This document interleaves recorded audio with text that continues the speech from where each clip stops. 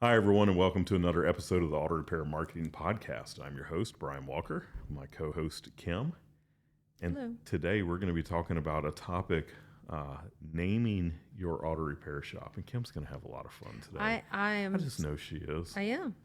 But I can't wait to tell it. thank you to Repair Pal for sponsoring the Auto Repair Marketing Podcast. Learn more at repairpal.com/shops.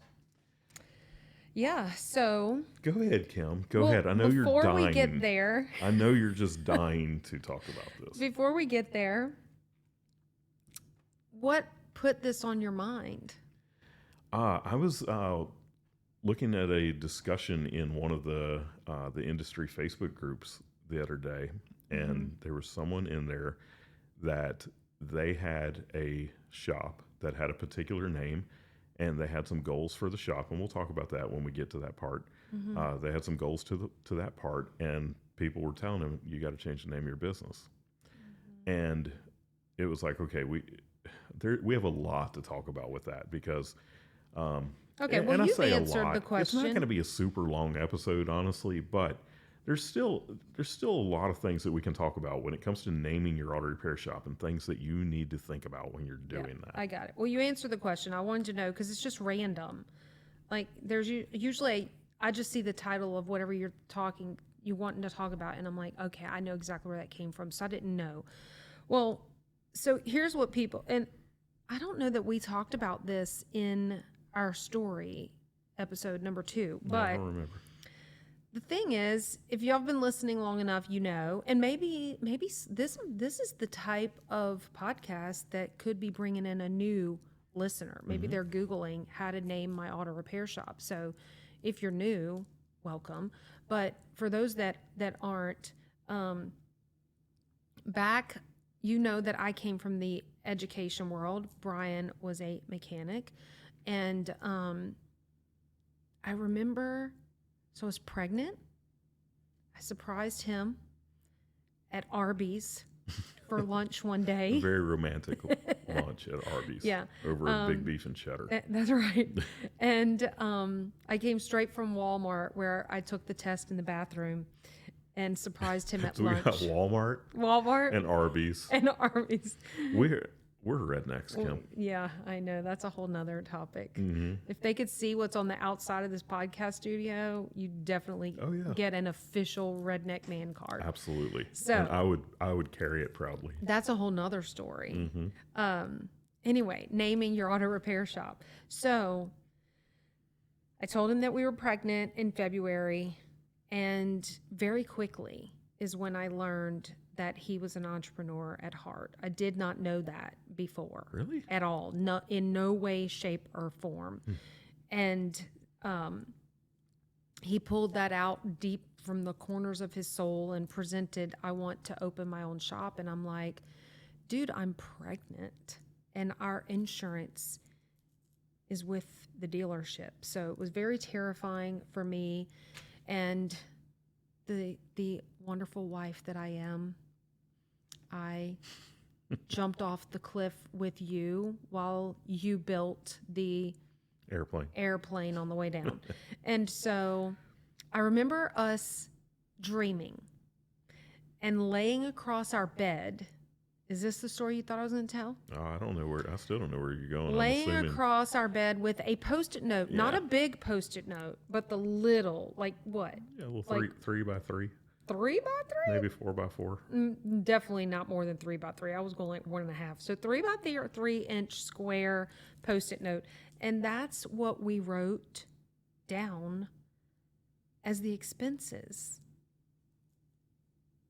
for what it takes to open a shop, which didn't include, by the way, taxes or insurance and something else pretty major, maybe payroll. I don't even know. But anyway, in there, we had another Post-it note. God, what I would give to be able to have these 2 Post-it notes. They would be framed. But one of them is where we decided on the name of our shop. But it was an awesome name. No, Kim. it was not. Yes, it was. It was stupid. You're crazy. If it was You asked Bev brilliant. Pitt from World Pack if it's an awesome name or not. Okay, listen. I'm not. doing this right here, right now. Oh my God. Y'all, it was so clever and so creative, but it was dumb.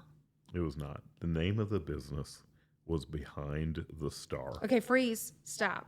Mm-hmm. All right. If you are listening to this right now, I have a mandate for you. Pull over on the side of the road if you're driving, get to a stop point. If you're sitting at your computer or whatever, I want you to open up an email and send it to podcast@shopmarketingpros.com. And I want you to tell us if you think the name Behind the Star, what it means. Like, what is that? If you were opening up, if you looked in a magazine or wherever you see the name Behind the Star, it didn't even say Behind the Star Automotive or Behind the Star Auto or nothing like that. I want you to tell me if you saw the name Behind the Star, what are you thinking about? It's So, not our shop. 2 episodes ago, we did an episode about failing forward. All right.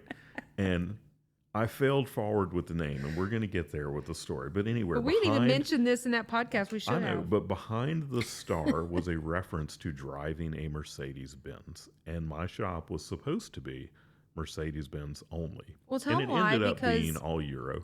Yeah, so at Mercedes, they had a award that they would give to people, and it was Apparently. called the People Behind the Star. And I always loved that. I thought that it was great, and it was like, man, that's going to be the name of my shop. Well, he thought that all Mercedes-Benz enthusiasts, call them what they are, Hey, you're riding behind the star. they know what it means because not today, but back then, the logo of the vehicle stood up off of the top, the front of the car, like a hood emblem. All right, off the everyone top. listening to this knows what you're talking about. So Just anyway, riled up. it was a terrible name. It was a clever name. Definitely clever. I still love the name, but it was terrible from a business and marketing standpoint.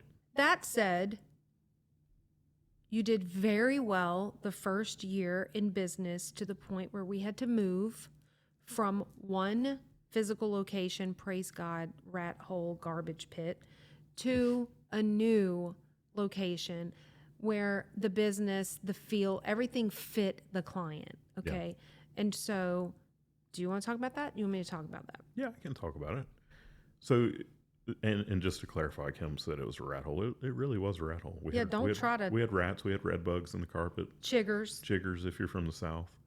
But Chiggers. but yeah, it was a bad Smelled bad. building. But anyway, we did end up moving completely to the south side of Raleigh to Apex, North Carolina, and we were across Highway 64 from the wealthiest zip code in North Carolina, and we had a beautiful facility. I'm getting confused because literally in the last episode we talked about this when we were talking about the radio strategy. Well, I'm going to give you a second because I But- want to back up and elaborate on something real quick. Okay. I want to make it very clear.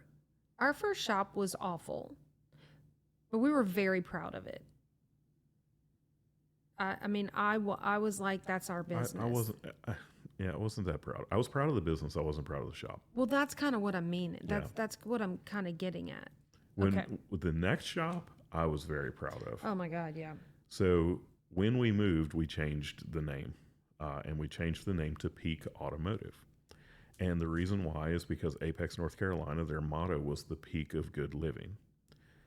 Well, and Apex, the city, had a railroad, It was and like the highest it was point. at the apex of that railroad track in some range or whatever. So Yeah. it kind of all, and peak was a word that was very popular and used all around. It was peak this and peak Although that. people would call you Miss Peak. People called me Kim Peak. Yeah, they Yeah. thought your last name was Peak. They did. But Which that's a whole nother. yeah. So, but when we did that, it was much better. It was Peak Automotive and European and Asian service. So, we've told you that story. Now, just some things to think about when you are naming a shop. Um, One of those things would be putting a particular service in the name. And that is what I was talking about, where in this industry group, someone was talking about their shop, and the name of their shop and I'm not going to out them who they are, but it was their city name. So, like, we're in Hammond, We're in Louisiana. Hammond. Okay, so if that shop was here, it would have been I think it was Hammond Mercedes Repair. Hammond Brakes and Alignment. Okay. Yeah, it was the actual service. Oh, So they were in this group talking about how they wanted to expand into different services. They wanted to start being more of a full service auto repair shop, and a lot of people were commenting on it and telling them, first thing you need to do is change the name. And for them, it wouldn't have been that bad because they weren't like a really old shop. They're fairly new, so they wouldn't have lost a lot. But imagine if you've got a 10-year-old shop and you've named it something like this, and it's the same thing with like transmission shops. We hear of transmission shops all the time that expand into full service auto repair. So, if it was keeping with the same theme, if the name of your business was Hammond Transmission, normally what they end up doing is, Hammond Transmission and auto repair. Whereas actually these days we find most transmission shops are going like they're really changing the focus of their business to auto repair instead of transmissions. So it would probably be like Hammond Auto Repair and Transmission. well, and some do a phased approach, right? Where Yeah. it's Hammond transmission, and then later on they're like, oh, we want to get away from transmission, so they add on an auto repair so that later on they can drop transmission. Yeah. So be very careful about putting a particular service in the name of your auto repair shop. Basically, back up a Kim Walker favorite saying, look at the whole picture, right? Because what's great for you right now might not be great for you 5-10 years from now. Yeah. And, look, there can be a benefit in some cases. You just have to make sure that you don't ever plan on expanding beyond what you're doing. Like if you have a diesel specialty shop or an off-road specialty shop, then you want that in your name because it's going to help you a lot from a marketing standpoint, from a search standpoint. But you just need to be sure that that's all that you want to do. Because we talked to somebody earlier today that started out with an off-road shop that decided to go full service auto repair, and they ended up having to create. Well, they didn't go back; they kept both brands. They had to create a new brand, which is kind of a disaster. But to have to like manage two brands. So be careful about putting a service in the name. The other one would be putting, and this is super common, to put the street name in your business name. So sometimes I think it's fun and cool. Like, the first example we're going to talk about. The second one is I'm going to chat about for a second is a local business here in our community called North Cypress Fitness, because they started out in a really super cool building in downtown Hammond on North Cypress Street. Well, they outgrew and had to move. But they kept the name. It's still North Cypress Fitness. And it However, worked for it them. works. It's still it works great because one, Cypress is not just the street. North Cypress is the street, but the cypress tree is very special in Louisiana. So it works and it makes sense, and there's a great feel. And Now, if and they all would have that. been North Cypress Street Fitness, right, that would have been an issue. So they used their street name, but they dropped street or road or whatever. And we have a client right now, and I haven't gotten their permission to talk about this. So again, I'm going to change the name for the privacy of everyone involved. But let's just say that their name was Oak Street Automotive. It's something like that. I don't even know who he's talking about, so it's perfect. And they had to move, and they kept their name. And we were having a discussion not long ago that it does confuse people because the shop used to be on this other street, but So it's people are still going there. it would still be like Oak Street Automotive, but it's not on Oak Street. So be careful with that because you may outgrow the facility. You may your landlord's rent may outgrow your willingness to pay it. Or, I mean, that's happening a lot in downtown Hammond right now. So you have to understand that you yeah. may move at some time. So be careful about putting the street name in the business. Or if you do, use it in a way where, like North Cypress did, where at least doesn't say street. So it worked. It worked very well for them. That's an incredibly successful business. Yeah. And Oh, yeah. very influential business in our community. Well, and especially like you said a minute ago, if you're renting, right, I'm pretty positive he owns the facility he's in now, Mm-hmm. right? Yeah. The next one is a pet peeve of mine. Go ahead. It's your name in the business. And that's super, super common. So common. And look, there's nothing inherently wrong with it. Until you get tired and you're ready to retire and you've been the focal point of the business or the face of the business, or, I mean, you get divorced or, there's so many things to think about. You want to sell, right? Is it Simon Sinek who said start with the end in mind? Yeah. Right. So when you're working on naming your business, I bet many people, when they started, the idea came to them to open their own shop, and their name was Tom. They're like, oh, it's gonna be Tom's Automotive. Hopefully that didn't happen, because again, you're thinking about the present, but you got to think about the future and what it looks like down the road. Yeah. And we have multiple clients in that situation right now where Yeah. they own a business it still carries the other person's name, and that person, they don't exist in the business anymore. Yeah, and there's probably still people walking in. Maybe it's named Tom's Automotive, and now Bob owns it, and they're walking in. They're like, "Hey, where's Tom? I need to talk to Tom," and he's not there. Yeah. So, you just have to decide, or is that something that concerns you or not? Now, the next one I'm going to talk about, this is a big deal, all right? And you need to be super careful about this. And this is Oh, using names that confuse the search engines. All right, so let's say that your name is Tom Houston, and you have an auto repair shop in Houston. What happens when people start looking for Houston Auto Repair or Houston's Auto Repair? They're not going to find you, because Google doesn't understand that that's what they're looking for. They think they're just looking for an auto repair The shop city. in Houston. yeah. The example that I love giving, this is a real world example that actually happened. Let's say, in my classes, I always show a picture, and it's the Hilton Hotel and the Eiffel Towers in the background. And I say, if you were searching for this, what would you be searching for? Oh, and they're like, Paris Hilton? Yeah. So what happens when you search for Paris Hilton?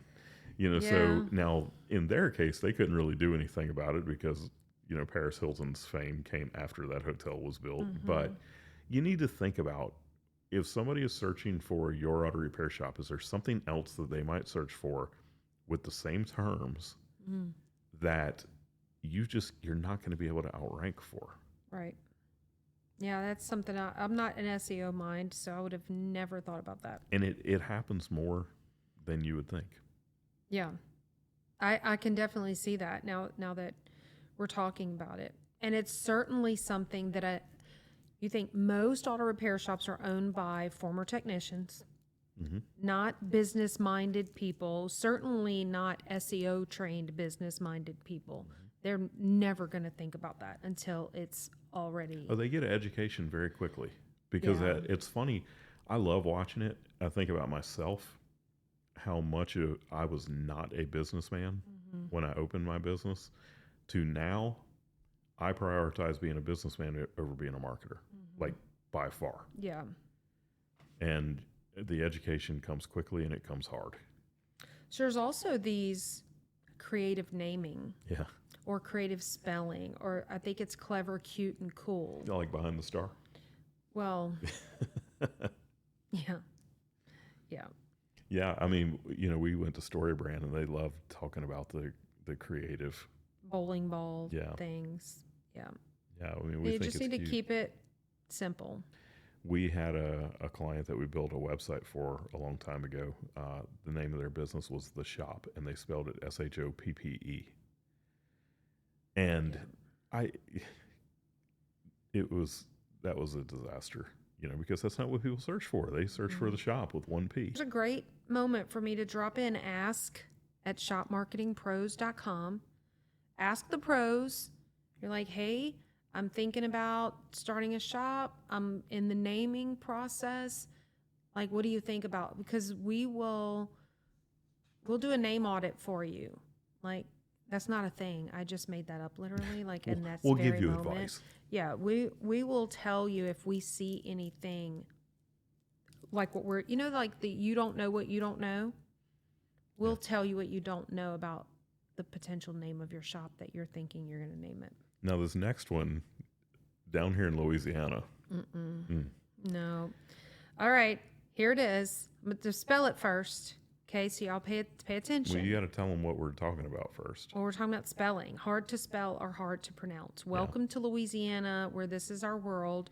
Or if you live maybe like Nebraska or somewhere where there's things very Native American and these names are spelled and hard to pronounce. So down here in Louisiana, here's the word, and then I'm going to say it for you.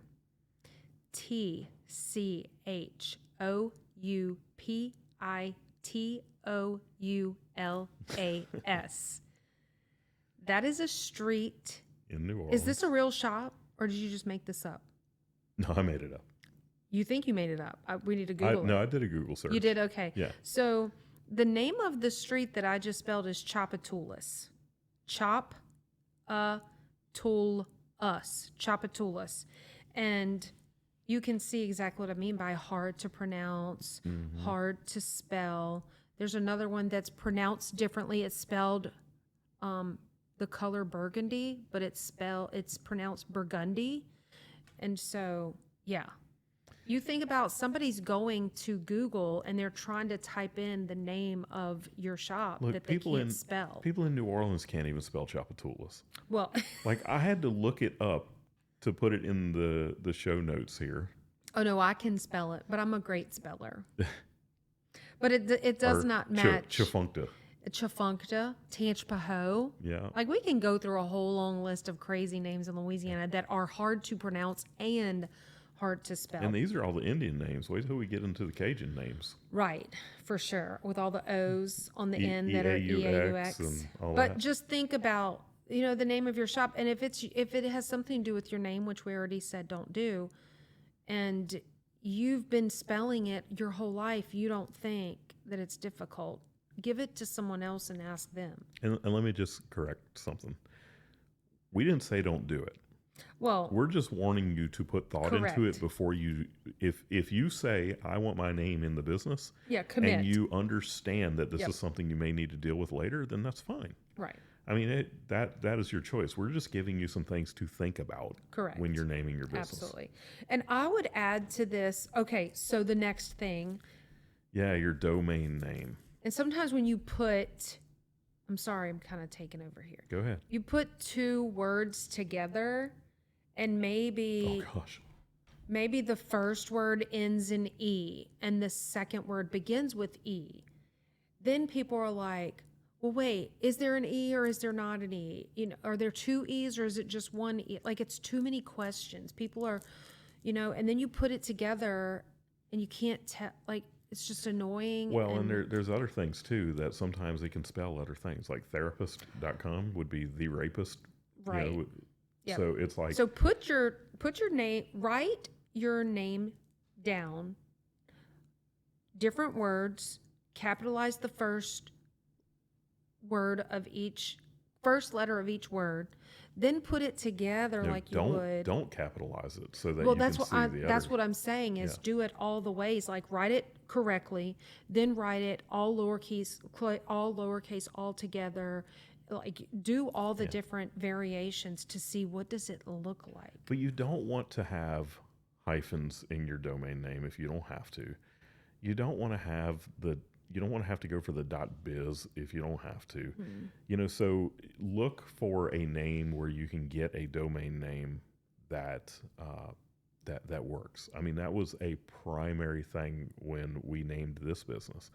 I had so many names listed out other than Shop Marketing Pros, and one of the major deciding factors was the fact that I could get an exact match domain name. And when I say exact match domain name, that means it is the name of the business with no hyphens, and it ends in .com. Well, and And that can be very difficult to get the .com. So don't, if you have to go with .co, right. you could go with that. Try to go with, Is there one a of the- .auto?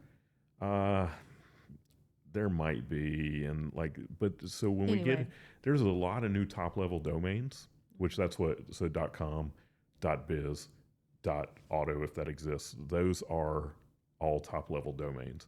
There's so many of them now that it does make it easier if you're willing to not have the .com. I myself, I always want the .com if I can get it, but there are things like I think .auto probably does exist, but then there's some of them too that are they're meant for other countries, Yeah. like .la, for example, Mhm. which I believe is Libya or something.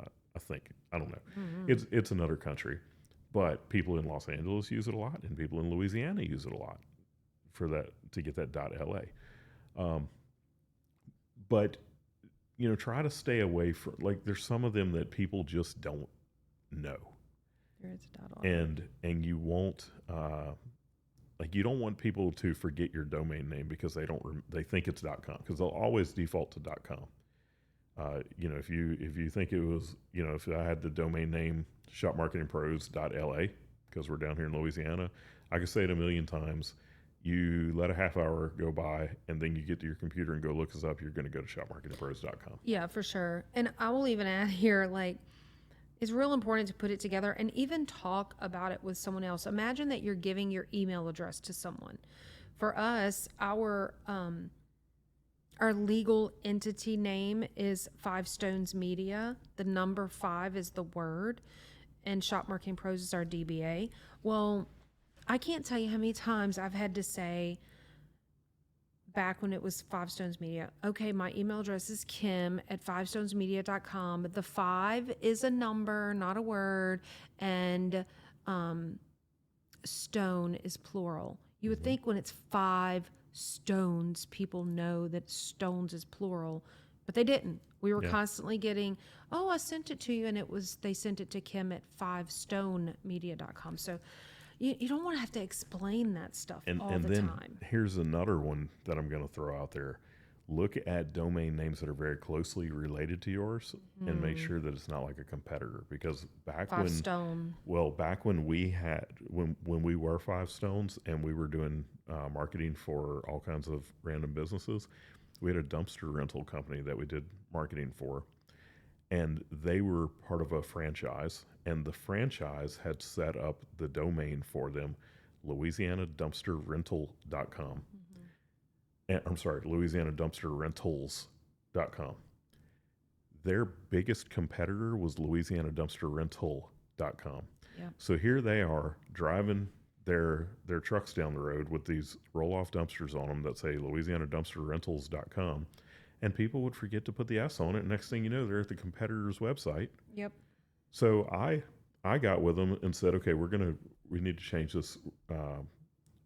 this domain name, and we changed it to godumpsters.com, GEAUX. Yeah, we're from Louisiana. And the franchise was like, that's the stupidest thing we've ever heard of. What is Because GEAUX? where was the franchise office located? They were like up in Minnesota or Yeah. something. Knew and- nothing about GEAUX. But in Louisiana, everybody knows what GEAUX is. It's Go like, Tigers. yeah. So we changed it, and all of a sudden we started getting more conversions. Go Saints. So, all right. Anything else to add to this, Kim? No, I think this was a very thorough. So, when you're naming your business, put a lot of thought into these things. You're going to live with this name for a long time. It's almost like a shop naming checklist. So, You know? All right, y'all. Well, again, email us your questions, comments, thoughts, ideas for podcast topics, blog topics, whatever questions you have to ask at shopmarketingpros.com. Join our Facebook group, kind of obsessed with it. It's really super valuable. People are getting a lot of great information, collaborating with other shop owners in there. Just go to Facebook and do a search for Auto Repair Marketing Mastermind. And thank you again to our sponsor, Repair Pal, for sponsoring this episode. Look, y'all who are listening, seriously, that is a viable way of getting more business into your shop. Do not, underrate that. Go to repairpal.com/shops. If you need more cars, they can get you more cars. We are one of a handful of podcasts, and I'm not saying an exact number right now because it's growing. But On the Aftermarket Radio Network. On the Aftermarket Radio Network. If you go to aftermarketradionetwork.com, you'll get to see all of the podcasts. We hope that you'll listen in again next week. And until then, go fill those bays.